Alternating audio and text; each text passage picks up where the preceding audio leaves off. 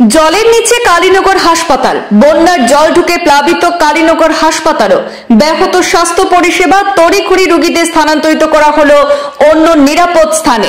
উদ্বেগজনক পরিস্থিতি হাইলাকান্দি জেলার কালীনগরে।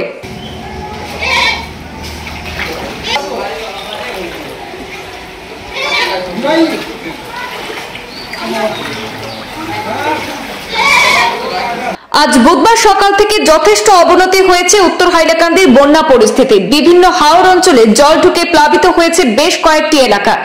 এরই সঙ্গে বন্যার জল ঢুকে পড়েছে পাঁচগ্রাম থানা এলাকার কালীনগর সরোজিনী হাসপাতালেও। প্রায় কোমর সমান জল রয়েছে হাসপাতালের ভেতরে। আসবাবপত্র এবং রোগীদের স্থানান্তরিত করা হয়েছে অন্যত্র।